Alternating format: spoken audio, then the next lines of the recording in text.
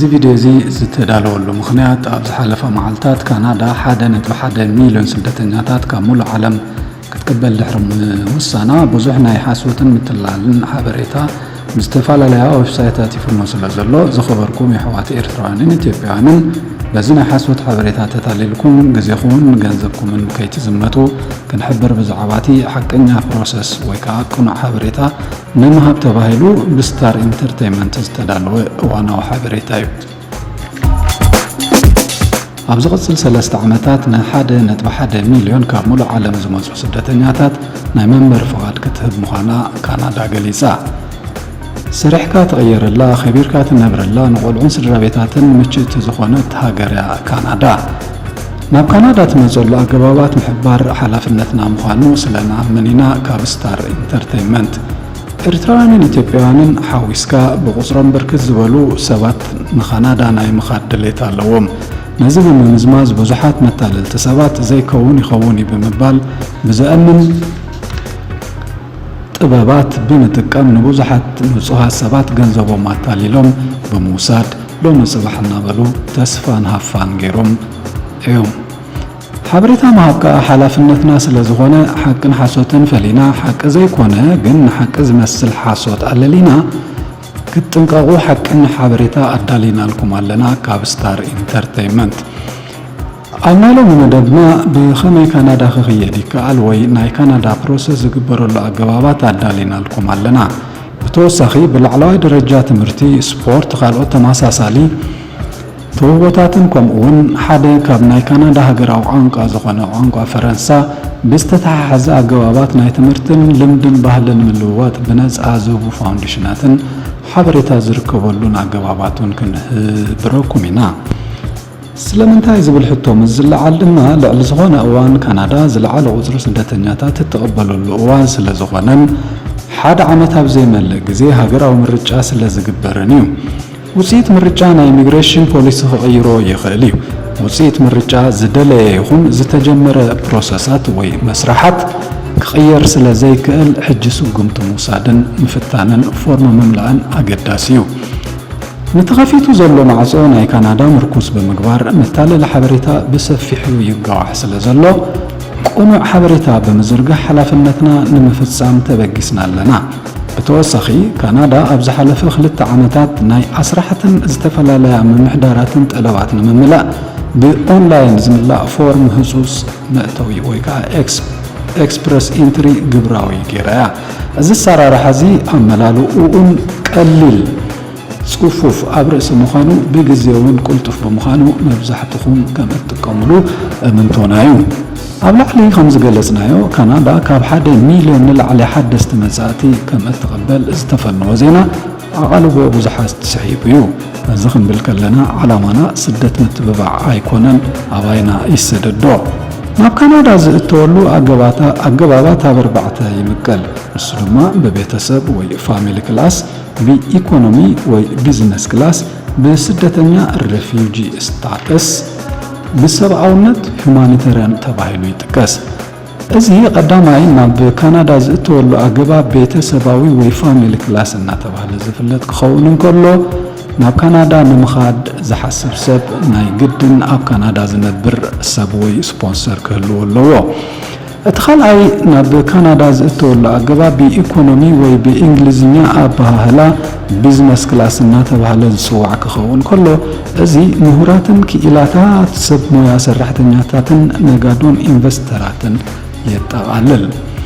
እቲ ሳልሳይ ኣብ ካናዳ ዝእተወሉ ኣገባብ ስደተኛ ብምዃን ኮይኑ ብእንግሊዝኛ ፀዋዕዓ ሬፊውጂ ተባሂሉ ዝተሰምየ እዩ። እዚ ኣገባብ እዚ ኣብ መበቆል ዓዶም ክነብሩ ዘይክእሉን ናብ ካናዳ እንተመፂኦም ክነብሩ ዝኽእሉሉን ጽጋዕተኛነት ዝረኽብሉን ከምኡውን ኣብ ካልእ ሳልሳይ ሃገር ዕቑባ ረኺቦም እንተኾይኖም ኣብ ካናዳ ክነብሩሉ ዝኽእሉ ኣገባብ ኣሰራርሓ እዩ። ኣብዚ ክፋል እዚ ዕቑባ ወይ መንበሪ ፍቓድ ክረኽቡ ዝኽእሉ ሰባት ኣብ ዓዶም ጥሕሰት ሰብኣዊ መሰላት ዘጋጥሞምን ግቡእ ዘይኮነ መቕጻዕቲ ዝወረዶምን ክኾኑ ኣለዎም።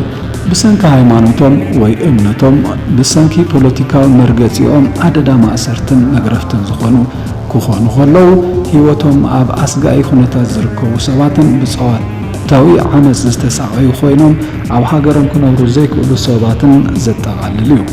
እቲ ራብዓይን ናይ መወዳእታን ካናዳ ክእተወሉ ዝኽእል መንገዲ ሰብኣውነት ወይ ሁማኒታርያን ተመርኪሱ ዝስራሓሉ ኣገባብ ኣተኣታትዋ እዩ። ኣብ ዝቕፅል 3 ዓመታት ካናዳ 1.1 ሚልዮን ሰባት ከም እትቕበል ዝወፅእ ሓበሬታ ኣቓልቡ ሓያሎ ማዕከናት ዜና ረኺቡ እዩ። ናይዛ ሃገር መቐበል ሓደሽቲ ሰባት ታሪኽ ንኤርትራውያንን ኢትዮጵያውያንን ብፍላይ ንኻልኦት ዜጋታት ካልኦት ሃገራት ድማ ብሓፈሻ እንታይ ማለት ምዃኑ ቁሩብ ሓበሬታ ክንህብ። እዚ ሓድሽ መቐባል ናይ ሓደሽቲ ሰባት ዝወፅእ ኣዋጅ ካብቲ ቅድሚ ሕጂ ዝግበር ዝነበረ እዚ ናይ ሎሚ ፍልይ ዝብለሉ ናይ ዝቕፅል 3 ዓመታት ንካናዳ ዝኣትዉ ስደተኛታት ሓፈሻዊ ቁፅሪ ስለ ዝተዋህበ እዩ። እዚ ማለት ንመንግስቲ ካናዳን ንኻልኦት ትካላትን ንሓደሽቲ መጻእቲ ኣብ ግምት ብምእታው መደባቶም ክሕንፅፁን ክዳለውን ብሓፈሻ ድማ እቲ መደብ ዕውት ክኸውንን ዝገብር ስለ ዝኾነ እዩ። ሚኒስተር ኢሚግሬሽን ካናዳ ኣሕመድ ሑሴን ኣብ ካናዳ ብማእዘኑ ስራሕ ብምስፍሑን ሰብኣዊ ዓቕሚ ወይ ጠለብ ብቕዓት ዘለዎም ክኢላታት ሰራሕተኛታት ወይ ሞያውያን ሰራሕተኛታት ክማላእ ዝኽእለሉ ብዝተጸንዐን ዝተወደበን ኣገባብ ምሁራት ሰብ ሞያን ክኢላታትን ካብ ደገ ብምምጻእ ምዃኑ መንግስቲ ካናዳ ከም ዝኣመነሉን ይሰርሓሉ ምህላውን ይገልጽ። ኣብ ዝቕፅል 3 ዓመታት ንካናዳ ካብ ዝኣትዉ ሰባት እቶም ላዕለዋይ ኢድ ዝሕዙ ኢኮኖሚ ክላስ እናተባህለ ዝስመ ኣገባብ ኣሰራርሓ ኢሚግሬሽን ዘማልኡ ክኾኑ እዮም። እዚ ኣገባብ ኣብ ዝተፈላለየ ዓውዲ ስራሓት ዝነጥፉ ሰባትን ሰብ ርእሰ ማል ኣውፈርትን የጠቓልል። ብተወሳኺ ናይ ካናዳ ሚኒስተር ኢሚግሬሽን ኣሕመድ ሑሴን ብቁልዕነቱ ካብ ሶማልያ ተሰዲዱ ዝኸደ ስደተኛ ምዃኑ ክንሕብር ንፈቱ። ከርጊቨርስ ብዕድመ ዝደፍኡ ሰባትን ካልኦት ሓገዝን ክንክንን ዝህቡ ብዝተፈላለየ ዓውዲ ዝሰልጠኑ ሰብ ሞያን ክእለትን ከም ሓካይምን ነርሳትን ዝኣመሰሉ ናይ ሞያን ጉልበትን ሰራሕተኛታት ኣብ ስኪልድ ሌበርስ ወይ ከዓ ክኢላ ሰራሕተኛ ይጠቃልሉ። ኤርትራውያንን ኢትዮጵያውያንን ኣብዚ ክፉት ዕድል ብኸመይ ተጠቀምቲ ክኾኑ ከም ዝኽእሉ ብዝርዝር ክንዕዘብ ኢና። ብኢኮኖሚ ክላስ ወይ መደብ ከም ሰራሕተኛ ክኣትዉ ከም ዝኽእሉ ዝተገልጹ እዚኣቶም ቀንዲ 7 እዮም።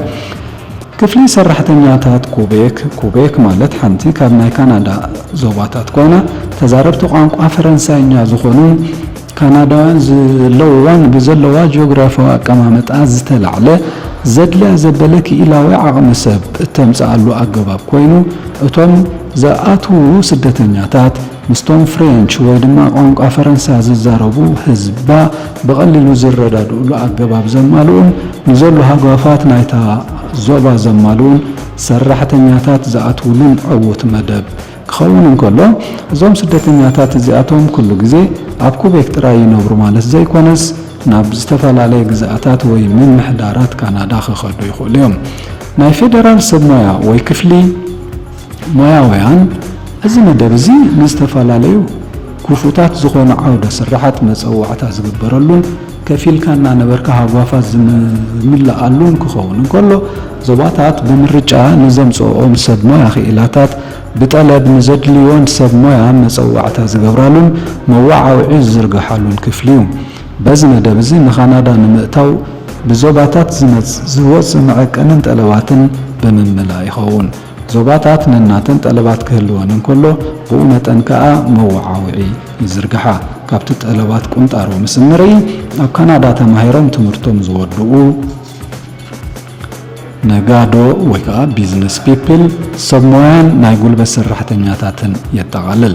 ብክፍሊ ኢኮኖሚ ናብ ካናዳ ዝእተወሉ ኣገባብ ብዝተፈላለየ ዓውዲ ዝተፈላለየ ሞያ ዘለዎም ሰባት ወይ ከዓ ስኪልድ ፐርሰን ብዞባታት ወይ ከዓ ብፌደራል ዝወፅእ ምልክታታት ሕፅያት ኮይኖም ዝርከቡን ኩሉ መለክዕታት ምስ ዘማልኡን ብኦንላይን ይኹን ብካልእ ኣገባብ ወይ ከዓ ኤክስፕረስ ኢንትሪ ህጾጽ መእተዊ ፍቓድ ምርኩስ ብምግባር ክእለቶምን ዘለዎም መረጋገፂ ሰነዳትን ምልኣኽ ይከኣል።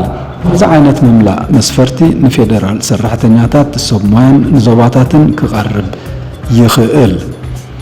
ኦንላይን ካብ ዝመልኡ ልዑል መለክዒ ብቕዓት ምስ ዝረኽቡ ንቃዋሚ ነባርነት ወይ ድማ ፐርማነንት ሬሲደንስ ንኸመልክቱ መፀዋዕታ ይለኣኸሎም።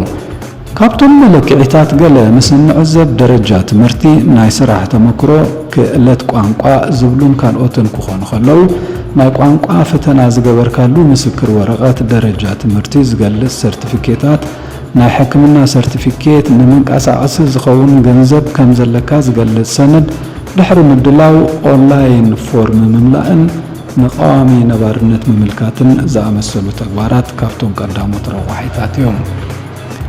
ኣብ ክፍሊ ኢንቨስተር ነጋዶዮም ዝኣትዉ ኣብዚ ክፍሊ እዚ መምዘኒታት ዘማልኡ ሰባት፣ ንኩቤክ ዝኸዱ ኢንቨስተራት፣ ንኩቤክ ዝኸዱ ፈጠርቲ ስራሕ፣ ንኩቤክ ብናይ ውልቀ ስራሓት ዝኸዱ ሰባት፣ ናይ ፌደራል ስታርትኣፕ ቪዛ ፕሮግራም የማልእ።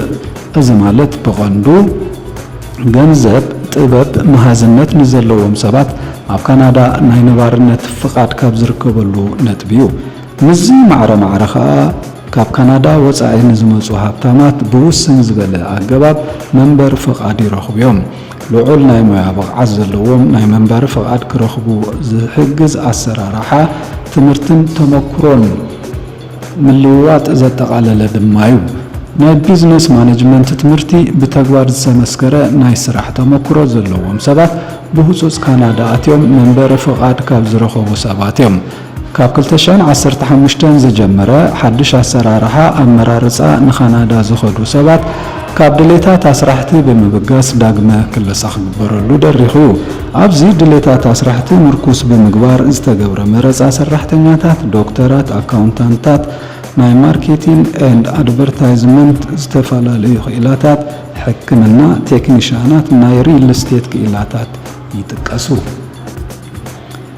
ቅድሚ 2015 ፈርስት ካም ፈርስት ሰርቭ ማለት ኣፕሊኬሽን ካብ ዘቕረብካሉ ግዜ ምርኩስ ብምግባር ይስራሓሉ ነይሩ። ድሕሪ 2015 ግን ጠለባት ናይ ኣስራሕቲ ቀዳምነት ክወሃቦም ከሎ ህፁፅ መእተዊ ወይ ኤክስፕረስ ኢንትሪ ኣብ ግብሪ ውዒሉ።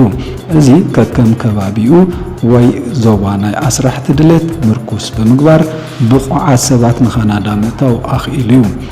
ብዕቡር ነዳዲ ሃብታ እትፍለጥ ግዝኣት ካናዳ ዝኾነት ኣልቤርታ ሞያውያንን ስድራ ቤቶምን ብህፁፅ መእተዊ ማለት ኤክስፕረስ ኢንትሪ እናመፁ መንበሪ ፍቓድ ረኺቦም እዮም። ድሕሪ ክፍሊ ኢኮኖሚ ዝዓይነቱ ኣገባብ ኣተኣታትዋ ናብ ካናዳ ዝእተወሉ ኣገባብ ኣተኣታትዋ ቤተሰባዊ ወይ ፋሚሊ ክላስ እናተባህለ ዝፍለጥ ክፍሊ ኮይኑ ኣቦ፣ ኣደ፣ ሓፍቲ፣ ሓዊ፣ ኣባሓጎ፣ እናሓጎ፣ ኣኮ፣ ኣሞ እናተባህለ በቢግዝኡን ብዝተወሰነሉ እዋንን መልክዕን ምርኩስ ብምግባር ዝፍጸም እዩ።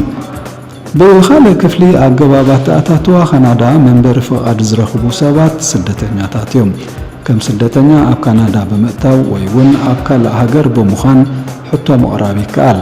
ኣብ ካናዳ ምስ ስደተኛ ሕቶ ምሕታት ዝከኣል ናይ ካናዳ IRB ማለት ኢሚግሬሽን ኤንድ ሬፊጂ ቦርድ ክውስን ምስ ዝኽእል ጥራይ እዩ።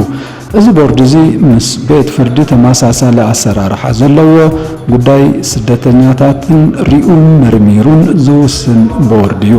ናይ ካናዳ ኢሚግሬሽንን ስደተኛታትን ቦርድ ካብ መንግስቲ ነፃ ዝኾነ ኣካል እዩ። ጉዳይ ስደተኛታት ምስ ቤት ፍርዲ ተመሳሳሊ ብዝኾነ መስርሕ ነፃነቱ ሓልዩ ብዝተቐመጠ ሕጋዊ ኣሰራርሓ ምርኩስ ብምግባር ሕጋዊ ውሳኔ ክውስን ይኽእል።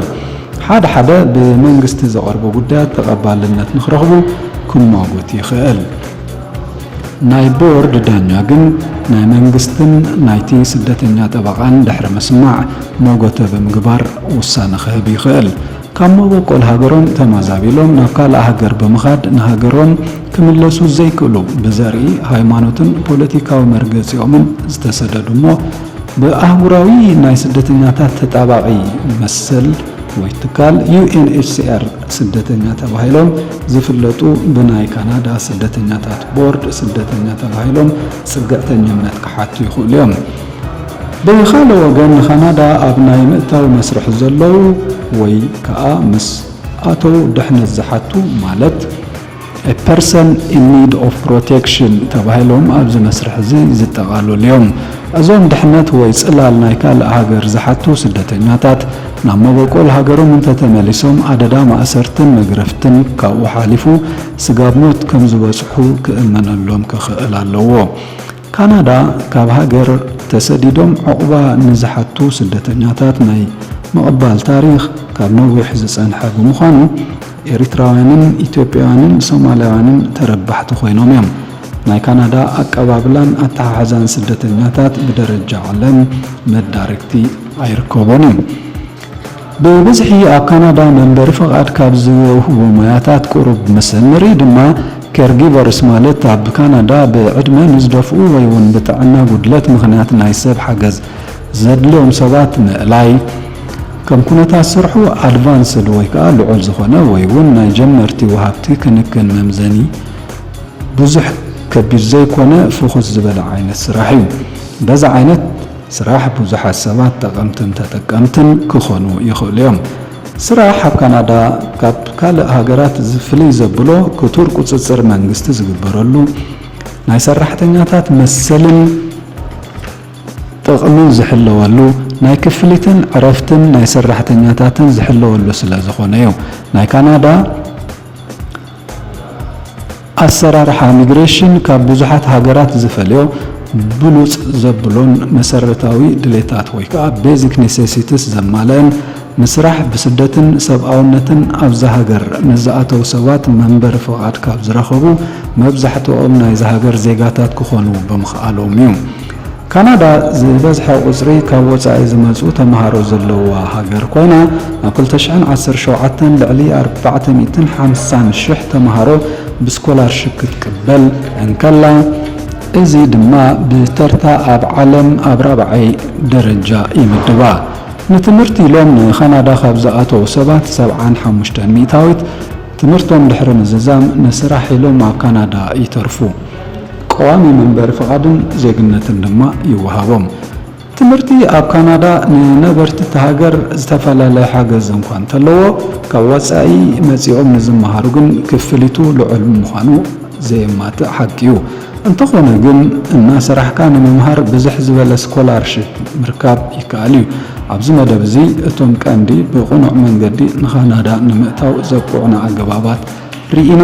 ክቡራት ተዓዘብቲ ኣብ ዝቕፅል መደብ 10 ኣብ ካናዳ ልዑል ጠለብ ዘለዎም ዓይነታት ስራሕ ሒዝናልኩም ክንቀርብ ኢና። ኣዳላዊ ናይዚ መደብ ተወልደ ኣሰፋ ምስ ኤዲተር መድሃኔ ብኢዳይ ካብ ስታር ኢንተርቴይንመንት ኢና። እዚ መደብ እዚ ጠቓሚ ኮይኑ ምስ ትረኽብዎ ሼር፣ ላይክ ከምኡውን ሳብስክራይብ ኣይትንፈጉና ኢኹም። የቐኒልና